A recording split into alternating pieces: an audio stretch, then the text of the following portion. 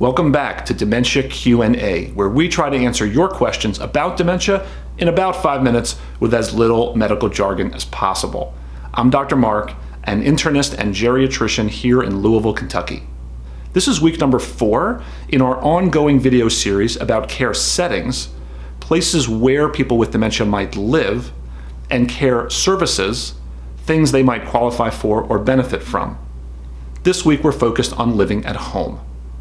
I'm asked all the time, Dr. Marc, is it safe for people with dementia to live at home alone? The short answer is yes, it can be safe. For a period of time, it might become unsafe at some point, and lots of people are doing it today. Of the nearly 6 million people with dementia, it's thought that over 20% are living at home on their own in the community right now. When I think about somebody who's living at home alone with a diagnosis of dementia, I generally have 5 major buckets of concern, the Dr. Marc top 5.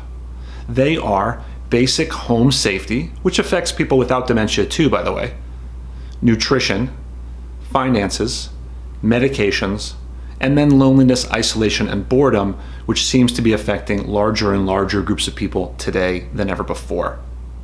When it comes to home safety, we always think about fall prevention first. If you've been given a diagnosis of dementia and you're looking at your home and thinking, how can I reduce the risk of falls? Here are a bunch of things you could do right now. First, you could declutter. It would certainly be a shame to trip and fall and hurt ourselves over our own stuff. Second, we know that throw rugs are a hazard and cause falls. I would recommend removing them and also making sure that your other rugs are taped down. Third, grab bars and handrails of course make sense. Fourth, think about better lighting in pathways that we use especially at night.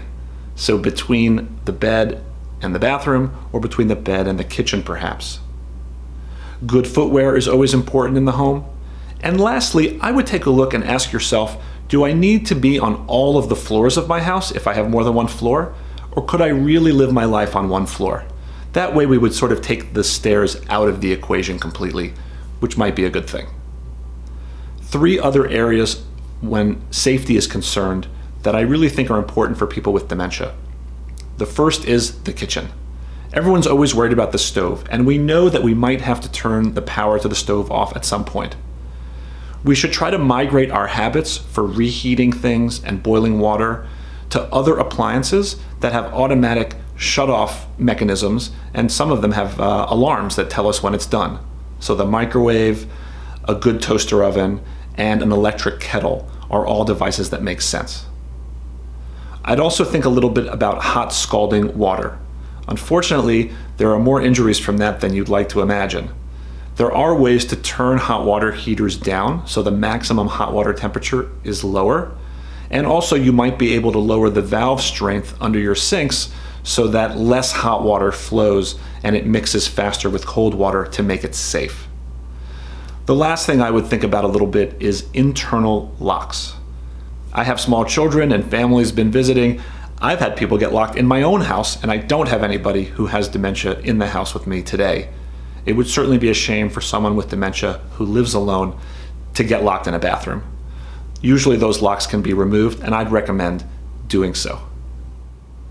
The second big category of concern I have for older adults with dementia living at home alone is nutrition.